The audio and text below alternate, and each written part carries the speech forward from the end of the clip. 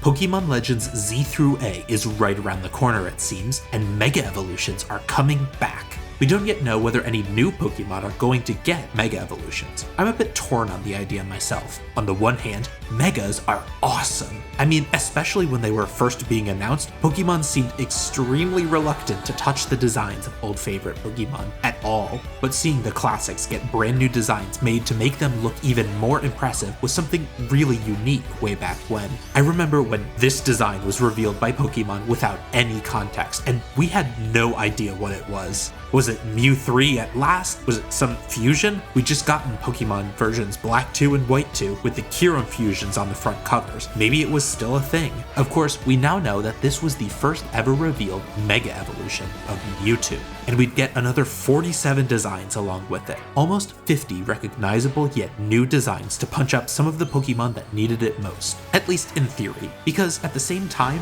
those Mega Evolutions tended to be really competitively unbalanced. They're an extremely important, irreversible resource sink in a Pokemon battle. They become so centralizing to the game that only the best, most powerful, top-of-the-line Mega Evolutions ever see competitive success, while the even slightly less powerful ones languish in disuse, and that's to say nothing about those that aren't near the top of the pile. My favorite Mega Evolutions were always the ones given to the Pokemon that were underperforming, theoretically unlocking their potential. Beedrill, Kangaskhan, Altaria, Mawile, these Pokemon were unusable before their Mega Evolutions came along. Unfortunately, the Pokemon Company didn't only remake the designs of weak Pokemon. For every Mega Banette, there was a Mega Metagross. They took already overpowered creatures and positively broke them. Gengar, Salamence, Mewtwo got 2, and say nothing about Rayquaza. Their selection wasn't perfect. Today, I'm going to develop ideas for one Pokemon from each generation that has been less than stellar and give it a Mega Evolution designed to be both powerful and usable while also being fair. We're looking for Pokemon that are too weak to ever be competitively viable and giving them balanced and fun Mega Evolutions without turning them into nightmare demons of overuse. And because there's only been 9 generations, we'll throw in a bonus 10th at the end just to make the numbers fit. While I love great designs, the truth of the matter is that my own artistic angle and creature design skills are, well, let's say they're wanting. I'm much more interested in designing Pokemon for competitive battles with new strategies and abilities and stuff. For this video, you'll see designs from artists that have already created them, but if you feel inspired to try and design one of these Mega Evolutions, please let me know in the comments below. And while you're down there, go ahead and hit those like and subscribe buttons. Won't take a second. Alright, let's go. I'm Volcaronite. Wow, that name's never been so prescient, huh? And today, we're designing the Megas for the 10 Pokemon that need Mega Evolutions in Pokemon Legends Z-A.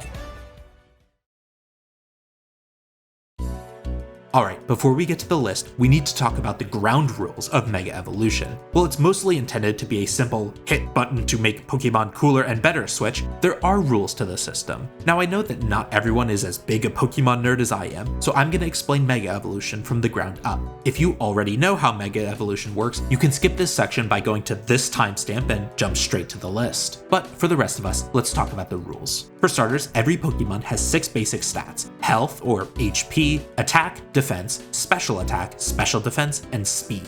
Each of these, in essence, determine how strong a Pokemon is. While there are ways in the games to modify the final stat numbers through items and vitamins and a whole host of other methods, the resulting stats are largely determined by each Pokemon's base stats. These are values invisible in-game that determine how strong a species of Pokemon is. Charmander, an unevolved Pokemon that you get at the beginning of several games, has a base stat total, all 6 of the base stats just added together, of 309. It evolves into Charmeleon with a total of 405. Charizard, the final form, has 534. A Pokemon's base stat total always, asterisk, increases when it evolves, and this is a permanent, hugely beneficial change. A Mega Evolution always adds exactly 100 points to the base stat total of a Pokemon. These new points can be placed in any stat except HP. As you can see from our Charmander evolution example, this is roughly equivalent to a Pokemon getting an extra stage of evolution. In other words, it's huge. So Charizard's 2 Mega Evolutions each have a base stat total of 634. For Charizard in particular, its 2 Mega Evolutions see the stats distributed between its 2 attacking and 2 defensive stat pools, with none going to speed. speed. Stats can go into speed, however. Blaziken, another Pokemon with a Mega Evolution, sees its stats increased in all 5 available pools. There's one more Pokemon I want to show you. Beedrill's Mega Evolution has a base stat total of 495, which is an increase of 100 points over its regular form.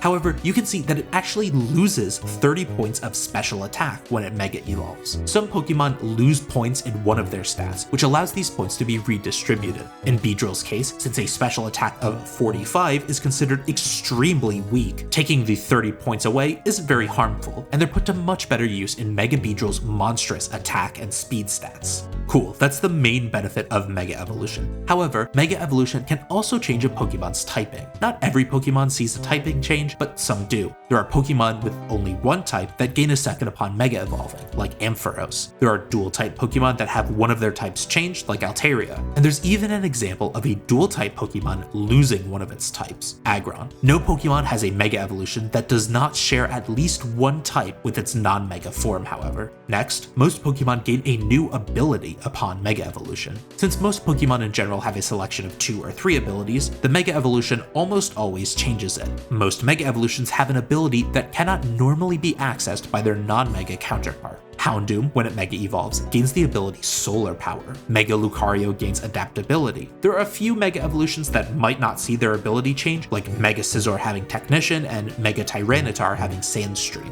but typically the ability changes. It's usually intended to make a Pokemon even stronger, though this can be hit or miss in practice. All of this does come at a cost. For a Pokemon to be able to Mega Evolve, it must be holding a specific Mega Stone in order to do so. Asterisk. This means that the Pokemon must forfeit any other powerful item it may want to hold in order to Mega Evolve. Ideally, this is not much of a cost. Since Megas are so much more powerful than regular Pokemon, it's still a net benefit in theory, but this as well is not always true in practice. Currently, no Pokemon capable of Mega Evolution is capable of regular evolution again. They're all the final form already. It's not clear if this is a permanent rule. I mean, none of this is, to be sure, but for the purposes of this video, we'll only be looking at fully evolved Pokemon as Mega Evolution candidates. Alright, that's all squared away. These are the rules that we'll be working inside of. Now, let's talk about one Pokemon from each generation of games that desperately needs a Mega Evolution to be useful.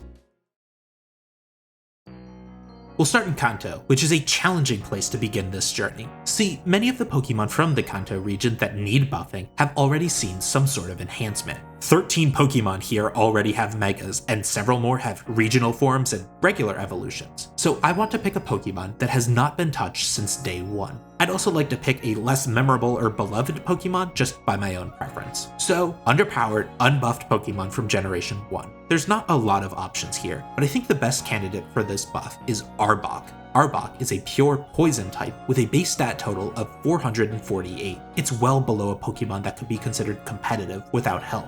But with the right tools, I think there's some potential here. Arbok's best tool is an ability it already has access to, Intimidate. Intimidate is one of the best abilities in the game because, upon entering the field, a Pokemon with Intimidate lowers the attack stat of all opposing Pokemon. It's useful in competitive single battles, it's basically mandatory in the official competitive format of doubles, and it's just so good. In fact, it actually helps to passively make Arbok's defense feel a fair bit higher than it actually is, since opposing Pokemon aren't hitting as hard. That said, Arbok has never seen any competitive success. In single battles, which are typically divided into tiers based on how much a Pokemon is used, Arbok is consistently in the lowest possible tier. It's not usable in these tiers either, its stats are just too low. In the official competitive formats of double battles, called VGC, Arbok not only has never won a tournament, but has literally never even been brought to an official tournament, according to the site I used for indexing. It's so bad that it really does need something special to bring it out of the dirt. So, let's do it.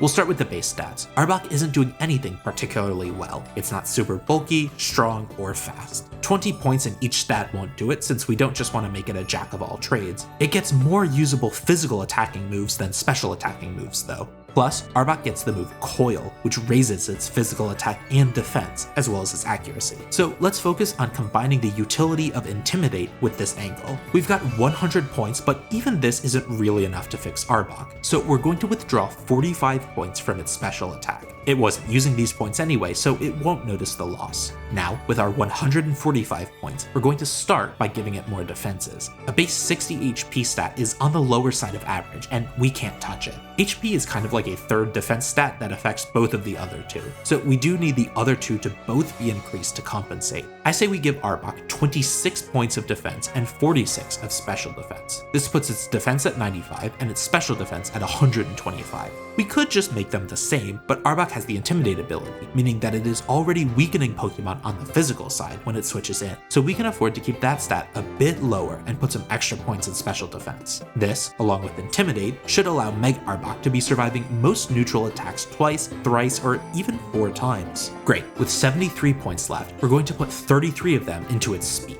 At 113 base speed, you're naturally outspeeding lots of menacing threats. With its poison type, Arbok is weakest to powerful ground and psychic type moves. So now, attacks from Garchomp, Landorus, both Latios and Latias, Metagross and more are not coming until after Mega Arbok attacks, which is a good thing. 110 base speed is an important benchmark since a lot of powerful Pokemon have this stat, so outspeeding them is really important. Finally, the remaining 40 points are going into Arbok's attack. At a base 135, this puts Mega Arbok on tier with Salamence, Kingambit, Tyranitar, and, on the special side, Fluttermane. These are very powerful Pokemon, so 135 is pretty high. Combining this with the move Coil, which makes Mega Arbok even stronger, it has the potential to be dangerous. For the other changes that Mega Evolution allows us, we're not going to change the ability. Intimidate is very good.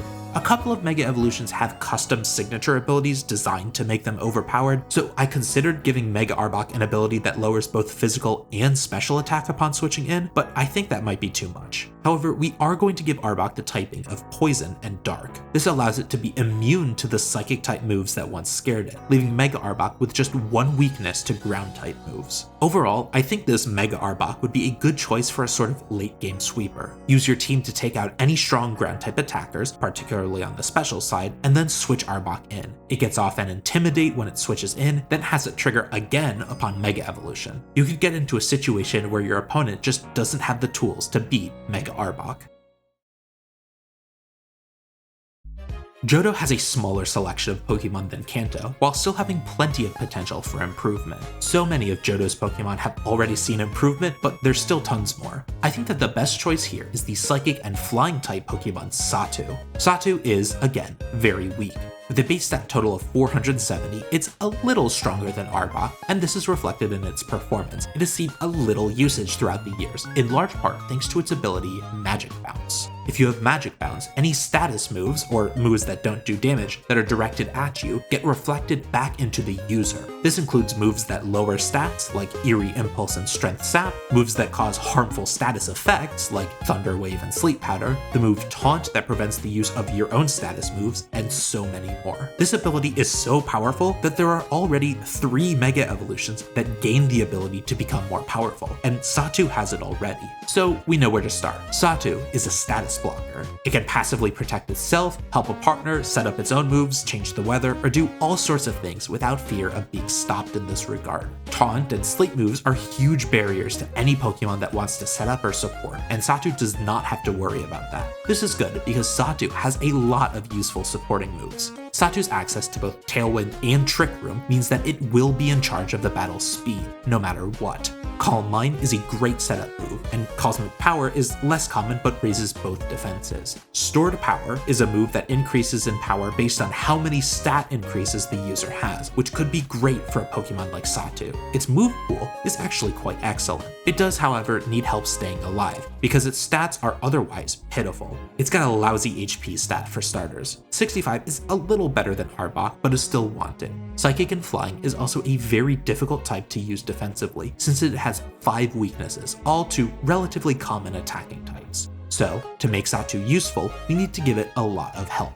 We're going to focus mainly on Xatu's defenses. We'll take 20 points out of Xatu's base attack and put 50 points into each of the 2 base defenses. Base 120 defenses with 65 HP is very strong. Mega Xatu will survive 2 or 3 neutral attacks in most cases, and since it's focused on utility and stat increases for itself while denying opponents the ability to stop it, it won't be long before Mega Xatu feels basically untouchable. We're going to put the other 20 points into special attack. This won't make Mega Xatu overpowered, overpowered or anything, but it will give it a little extra kick if it ever needs to attack unboosted for whatever reason. I think I am going to give Megasatu a signature ability to help with its viability. Mystic Guard is a combination of its current ability, Magic Bounce, which I've souped up to make it work for both Megasatu and his partner, and the ability Friend Guard, which means a partner Pokemon takes a quarter less damage. Friend Guard is a powerful enough ability that the not fully evolved Clefairy has seen tournament wins in large part thanks to it, so seeing a defensive-oriented Pokemon with more utility and better defenses than Clefairy have this ability is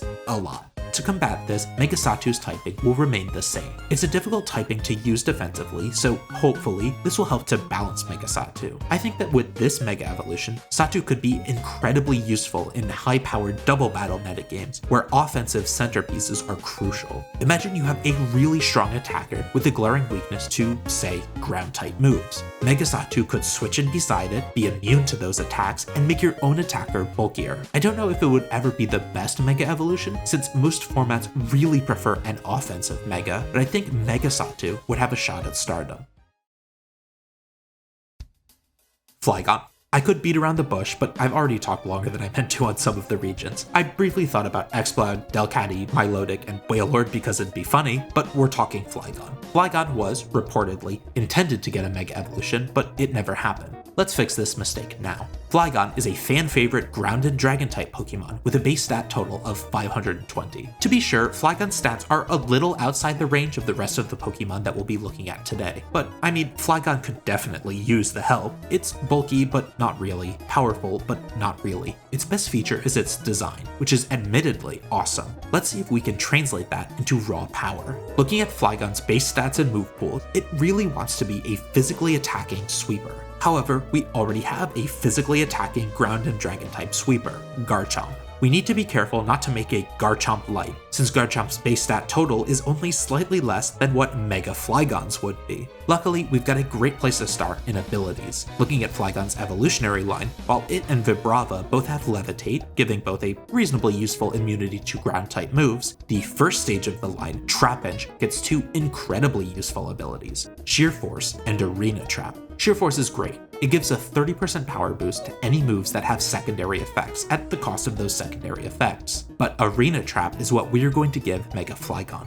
Arena Trap is an ability that passively traps the opponent's Pokemon on the field. Switching out to get a good matchup is a crucial part of Pokemon battles, so taking that away is very powerful. Flying-type Pokemon and those with Levitate are immune to Arena Trap, as well as Ghost types being immune to all trapping in general, but that's a very fair price to pay. I would want to make one change to Arena Trap though. There's a class of attacks in the game that a Pokemon uses to some effect, and then they switch out. U-Turn and Flip Turn both do damage before switching out, and Parting Shot lowers the target's stats before switching out. These moves are very common, especially in VGC doubles formats, so I think it would be cool if Arena Trap caused these moves to fail. Stopping these switch-outs would make Arena Trap have some utility over the other trapping ability, Shadow Tag. Shadow Tag is a little more useful as a trapping ability than Arena Trap currently, since it traps those pesky airborne Pokemon. Making this change to Arena Trap means that it's now a trade-off instead of a strict downgrade. I don't think we need to invent a new ability to do this. Preventing switching moves could just become a part of Arena Trap to make up for its inability to trap airborne Pokemon. So we want Mega Flygon to be able to switch in on a strong matchup, trap those weaker Pokemon on the field, maybe set up, and steamroll the battle. Fortunately, Flygon's move pool has the tools to facilitate this. Strong moves like Earthquake, Outrage, and Stone Edge, even Superpower and Double Edge. Combine these with Dragon Dance, which raises physical attack and speed, and Flygon can set up and bulldoze anything in its way, given the proper stats. 80 bulk across the board is fine. Flygon is most worried about its 4x weakness to Ice-type attacks, but unless we want to put all of our stats into bulk, this can't be helped. We'll put 20 into both physical and special defense so that it can have a better time resisting neutral attacks, as well as the fairy and dragon type attacks that are regular weaknesses. After that, we'll put 30 into speed and 30 into attack, bringing both up to 130. We could do more by tapping Flygon's special attack, but Flygon actually has a number of useful special attacks, so I wouldn't want to weaken those if it needs them in a pinch. 130 speed puts it on par with the main trapper in any format with Mega Evolution, Mega Gengar. Mega Gengar has the ability we talked about earlier, Shadow Tag, but Flygon can boost its speed and attack, has more useful coverage moves, and has better bulk. Plus, with the changes we made to Arena Trap, there would be some interesting use cases where Mega Flygon could provide a better answer to a threat than Mega Gengar. We're not going to change Flygon's typing when it Mega Evolves. I know that Flygon is based on a Dragonfly, and there's lots of cool art and concepts that give Mega Flygon a Dragon and Bug typing, but to my eye, this just looks like a straight downgrade. Flygon would give up its electric immunity and fire resistance and gain new weaknesses to rock and flying. The only major benefit would be turning its double ice weakness into a single weakness. This is not worth it. Flygon is much better suited to keep its dragon and ground typing. I don't know if Mega Flygon would ever be the best choice in a format, but as a Pokemon that can fill a variety of roles really well, Mega Flygon would be an impressive threat that you'd always have to be prepared for. Sinnoh, my favorite region, I think. It's where my Pokemon journey started, and there's so many choices for a buff. The Sinnoh Pokédex has a really high concentration of fully evolved Pokemon, since so much of it finishes the lines of previously introduced Pokemon. Magnezone, Weavile, Licky, okay, they're not all winners, but there's really a lot of choices here. After considering Staraptor, Luxray, Porygon Z, and Carnivine, I finally settled on Frostlass as my Sinnoh pick. Frostlass is one of Snowrunt's 2 final evolutions, along with Glalie, and if Glalie gets a Mega Evolution, why not Frostlass? This Ice and Ghost-type Pokemon has a base stat total of 480, with a concentration in a high speed. Frostlass has a bevy of support moves like Will-O-Wisp and Thunder Wave for status, Reflect, Light Screen, and Aurora Veil for team support, Rest and Sleep Talk, Trick, Disable, and more. She's also got a pretty decent range of coverage moves. Along with serviceable Ghost and Ice-type moves, she gets Thunder and Thunderbolt, Draining Kiss, Psychic, Crunch, and even the situational Chilling Water and Trailblaze. With even physical and special attacking stats, she can kind of do it all. She just does it all poorly. Base 80 attacking stats are very mediocre, and 70s in all 3 defenses are somehow worse. She's just not great at anything. So, if we're gonna give her a Mega Evolution, we need to pick a single direction to specialize in, give her 1 goal for 1 Mega Evolution.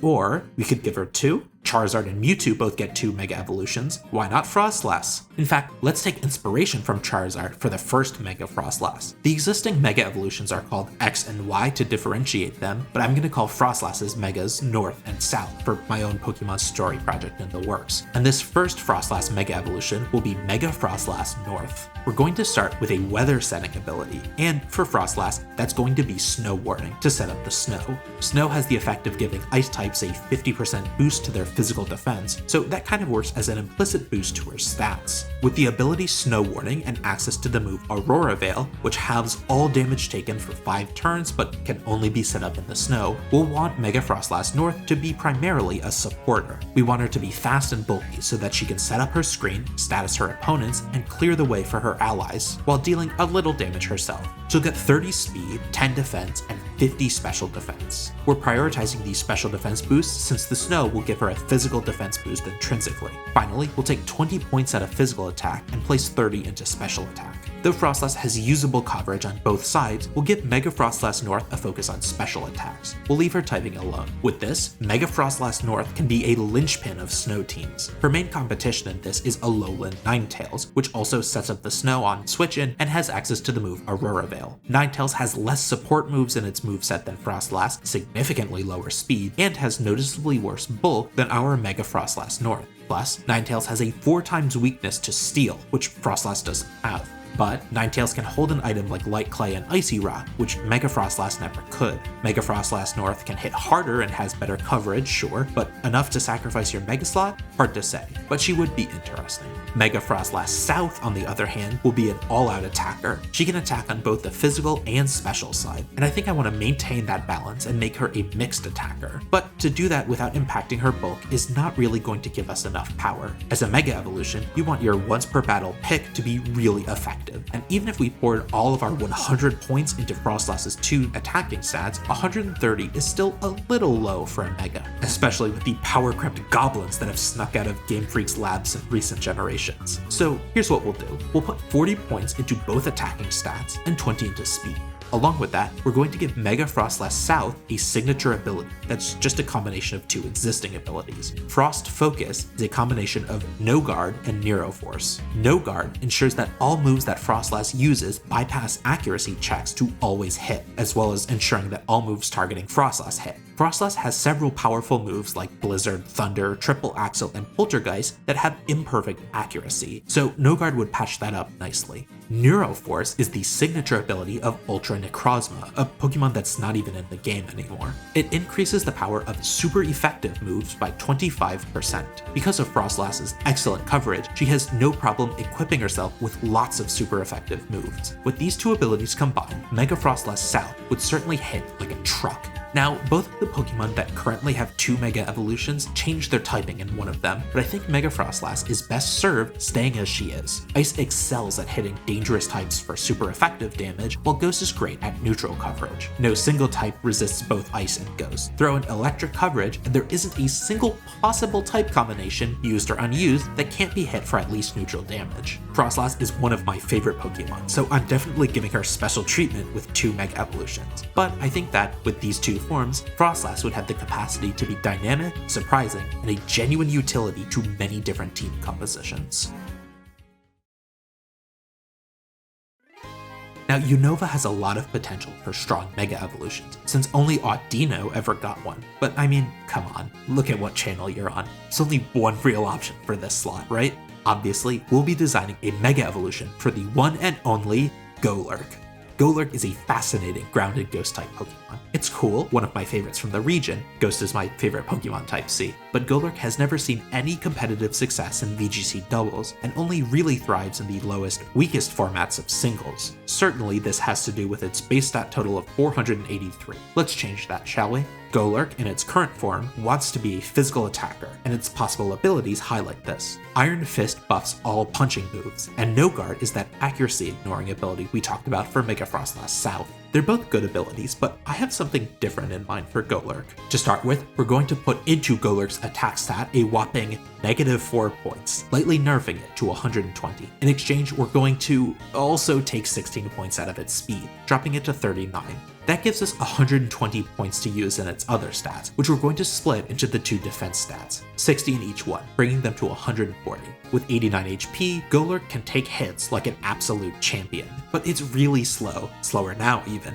and now that we've nerfed its attack to 120, it's not punching in the Mega Evolution weight class, so to speak. But that's because I'm going to give Golurk the ability Pure Power. Pure Power is an ability that doubles the attack stat of a Pokemon. Truth be told, this is an ability that would be positively enormous on Golurk.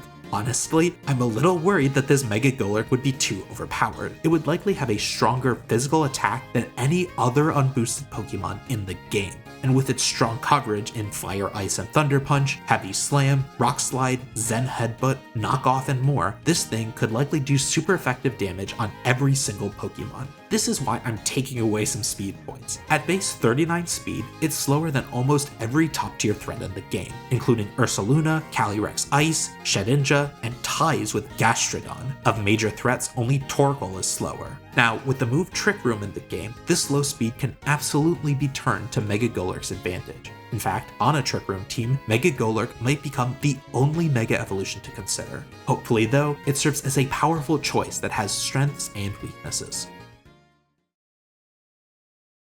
Alright, it's time for another bout of favoritism in this next pick. Though Kalos has a variety of deserved Pokemon, including Diggersby, Pangoro, Dragalge, Clawitzer, and Heliolisk, I chose my favorite Pokemon from the region, and that's Malamar. Malamar is in possession of a particularly rare and bizarre ability, Contrary. Contrary turns all stat boosts into stat drops, and all drops into boosts. It's an odd ability to be sure, but it pairs really well with a coverage move Malamar gets, Superpower. Superpower is a fighting type move that deals huge damage, but drops the user's attack and defense by 1 stage. Of course, with Contrary, Malamar gets the huge damage and then boosts its attack and defense, meaning that it can snowball if left unchecked. It's seen a little usage over the years, solely due to this Contrary Superpower combo, but there's a lot going against it. Malamar is a Psychic and Dark type Pokemon, which has the odd trait of having no resistances. It has a 4x weakness to Bug, a regular weakness to Fairy, an immunity to Psychic, and nothing else. Now, because Malamar has pretty mediocre stats across the board, with a total of 482, it really can't take that many hits. It's better on the physical side, especially with superpower boosts, but a stray U-turn can knock out an unboosted Malamar in one hit.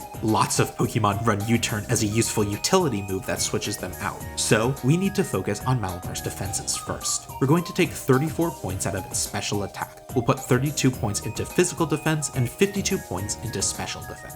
30 points go into speed, and the remaining 20 will go into attack. We're obviously going to leave its ability alone, but we have to do something about that typing. Having no resistances is rough, and Malamar really wishes it had the type of its quintessential move. If a Pokemon uses a move that has the same type as it does, the move gets a 50% damage boost. This is called same type attack bonus, or stab for short. So Mega Malamar gets the fighting type, which means superpower can get stab, but we can only replace one type, and I think that the psychic type is less valuable overall. So Mega Malamar is a fighting and dark type. This erases its bug weakness, gives it 3 resistances to rock, ghost, and dark, but gives it a 4 times weakness to fairy. While a fairy weakness is much scarier than a bug weakness, I think this trade does work in Malamar's favor overall. It very much appreciates having extra opportunities to switch in on moves it resists. I think Mega Malamar would become a sort of anti-metagame threat, combating the strong steel, ghost, and normal types that can typically soak up lots of damage. Malamar can set up with strong attacks, getting stronger and sturdier as it goes. Strong, fast fairy types would become the bane of Mega Malamar's existence, but hey, everyone already hates Fluttermane. Malamar is such a strange Pokemon that I don't really know how well it would perform, but I can't help but think that, in the right circumstances, Mega Malamar would be incredibly scary. I must confess that Alola is the region with the most opportunity for improvement. There's so many interesting concepts here that just can't stand up to the rest of the field. Some of my favorite Pokemon for the region include Decidueye, Ribombee, Lurantis, Salazzle, and Dhelmise, but there could only be one, so I chose not my favorite from the region, but the Pokemon with the most interesting conceptual design, Comfey.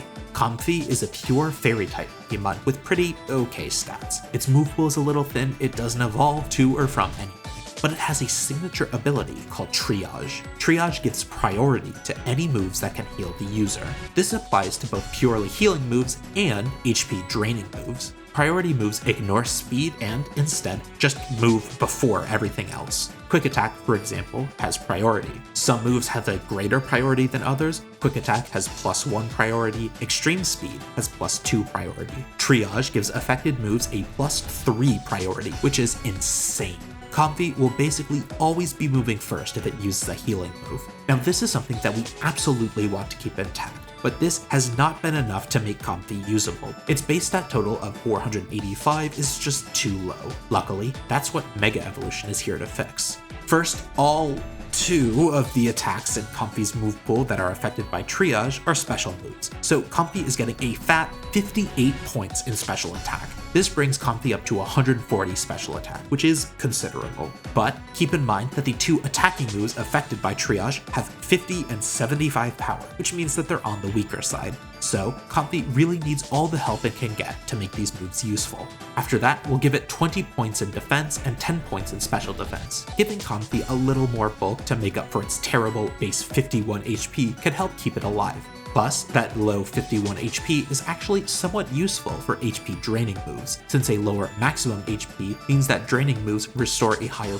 portion of Comfey's HP each time. We'll drop the last 12 stat points into Comfey's speed. That makes it faster than the critical 110 base speed benchmark, which we talked about earlier, in case it ever needs to use a non-triage attack. Obviously, we're leaving Triage alone. I considered giving Triage a little touch-up, maybe a 25% power boost to HP draining moves, but I don't think it needs it. Instead, I just think Comfey could use a couple more HP draining moves in its move pool. There's none that exists right now that would be a great fit for it, though it would love to have Sinistra's signature move Matcha Gotcha, it probably never will. But I'd love to see a normal or ghost type draining move given to Comfey, or a fairy type move that had a base power higher than, 50. Interestingly, Comfey has access to the move Pollen Puff. This is notable because it's a bug-type move that damages opponents but can be used into a partner in a double battle to heal them, but it's not affected by Triage. I think this is wrong. Pollen Puff should absolutely be affected by Triage when it's used to target a partner, just to help out Comfey a little more. Plus, Triage affects all healing moves, not just the ones that Comfey uses to heal itself. Floral Healing gets the boost, so I say that a side-targeted Pollen Puff should too. I think Comfey needs the Grass typing though, to really take advantage of its ability and moves. Grass is a good type, and adding it to Comfey makes Giga Drain more powerful. Getting priority and stab on Giga Drain makes Mega Comfey a really scary answer to threatening Water-type Pokemon like Palafin, Azumarill, and Urshifu.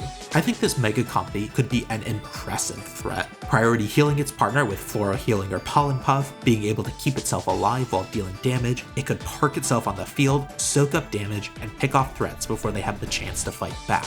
Its poor type coverage would make it more situational, but I think it could become incredibly dangerous.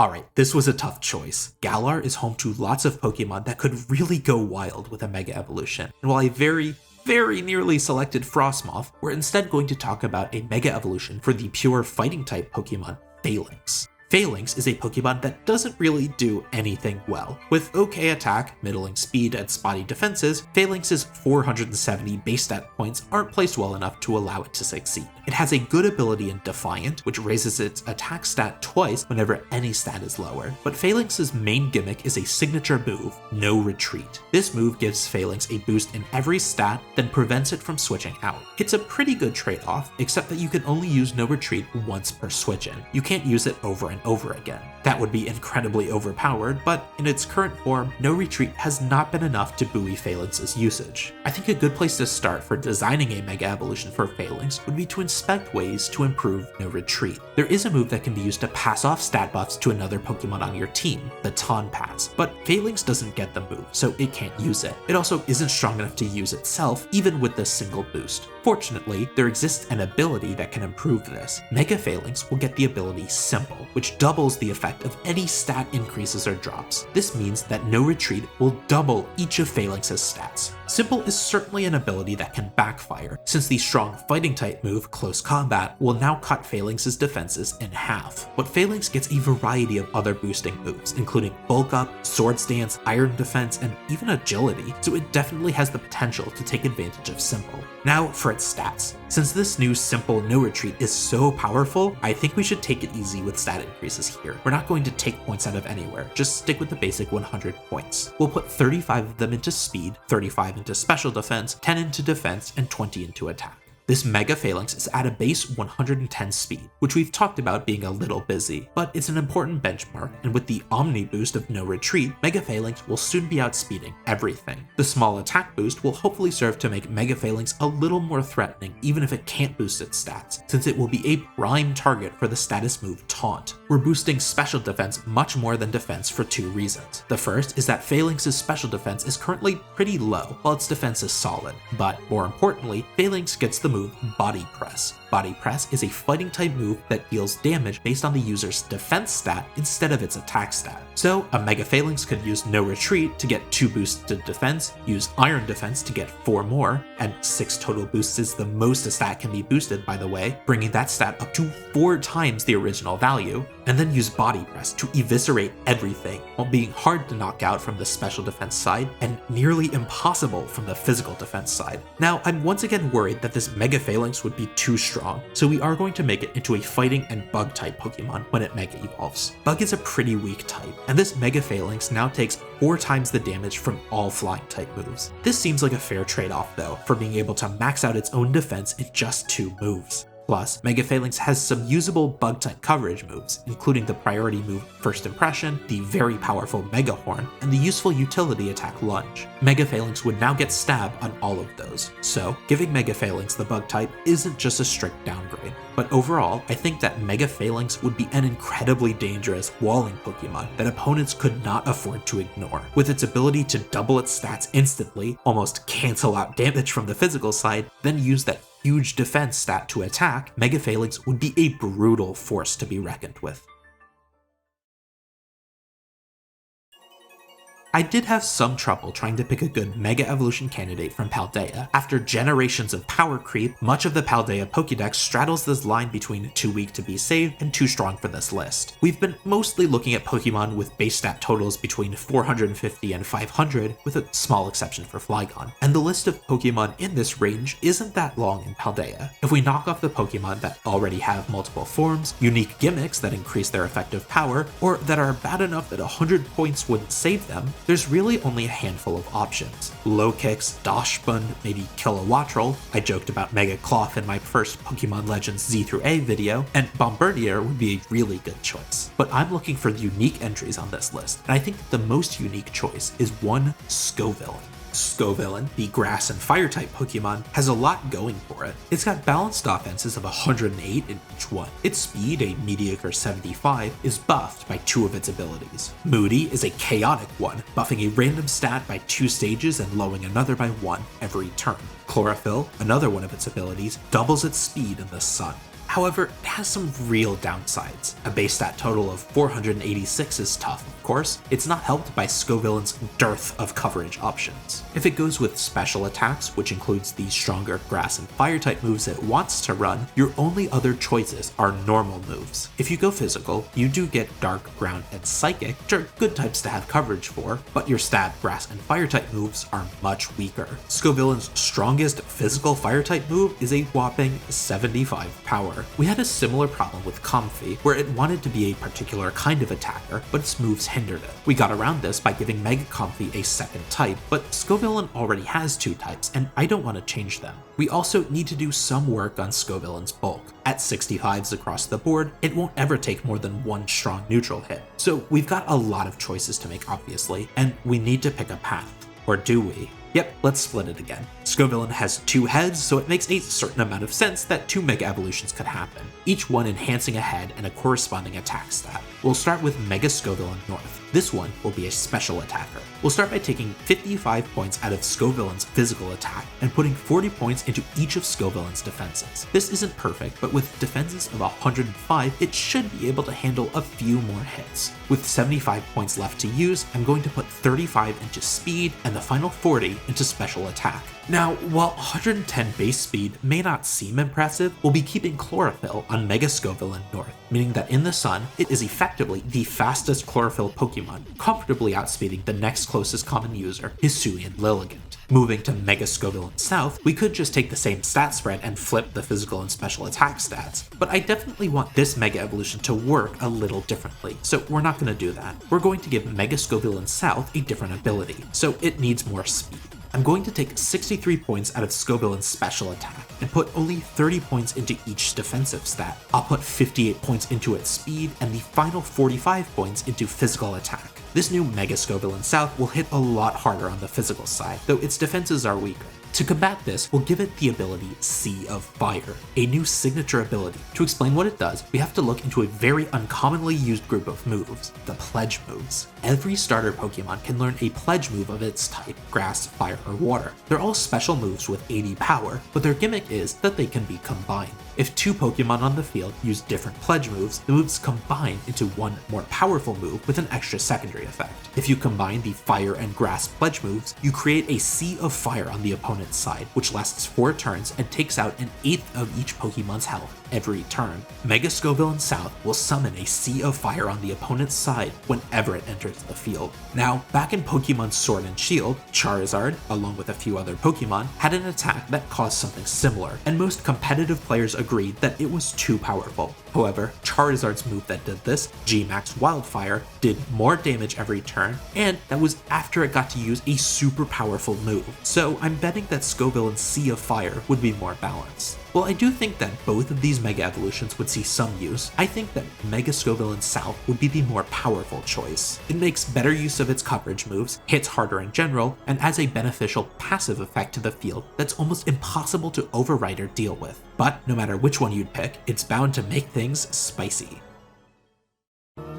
Okay, so you probably thought that you knew what Pokemon I was going to pick for Unova. didn't you? I mean, of all of the possible Mega Evolutions, surely I'd talk about the one after which my whole YouTube channel is named, right? Well, here's the thing. Volcarona doesn't need a Mega Evolution to be good. In singles, Volcarona is so powerful and centralizing that, in the primary format called Overused, Volcarona is banned. It's too much for the regular format, so it's banned to the tier that hosts legendary Pokemon like Groudon, Palkia, and Zacian. It has many high-placing results in VGC doubles tournaments too. Volcarona is a threatening Pokemon as is. It doesn't need help. So if we're going to design a Mega Volcarona, that is, if we're going to use the Volcaronite, we can't just make Volcarona better. No, if we're going to do this, we are going to make Mega Volcarona positively broken. I want this thing to be so powerful that it's actually disgusting.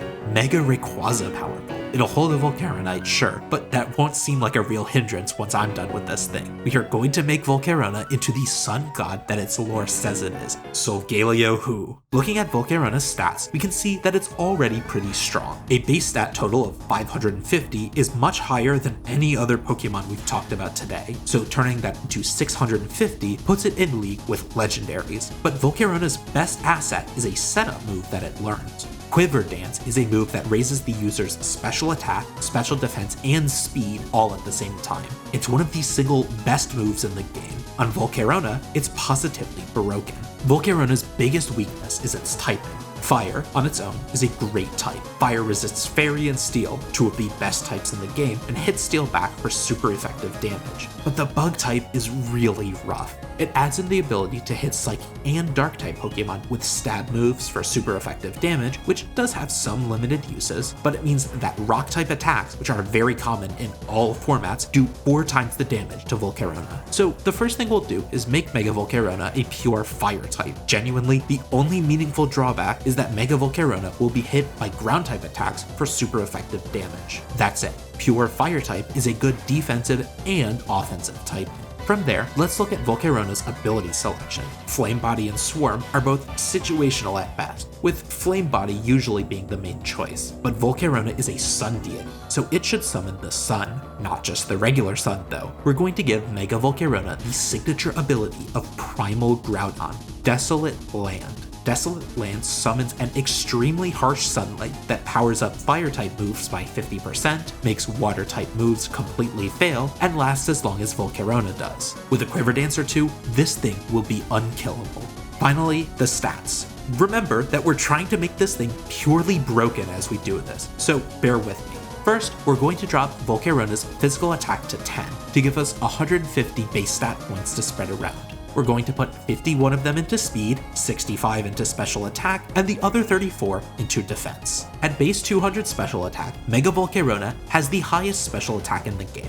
Attack Form Deoxys has 180, Primal Kyogre has 180, Mega Mewtwo Y, the previous winner of this competition, has 194. Mega Volcarona now eats these shrimp for lunch. At base 151 speed, there are exactly 3 Pokemon in the whole game that outspeed it. The only Pokemon that has ever been competitive that outspeeds it is Regieleki, which is just hilarious. Zacian, Crowned, Mega Alakazam, even Calyrex Shadow are all slower than our new Sun God. And remember, Mega Volcarona still has Quiver Dance. With one dance, it's cruising past lightning-fast Pokemon like Chlorophyll Venusaur and our own Mega Scovillain North, which both double their speed in Mega Volcarona's Sun. It leaves Regieleki in the dust and can knock out those speedy threats in one hit with a sun-boosted +1 special attack stab fire moves off of base 200 special attack.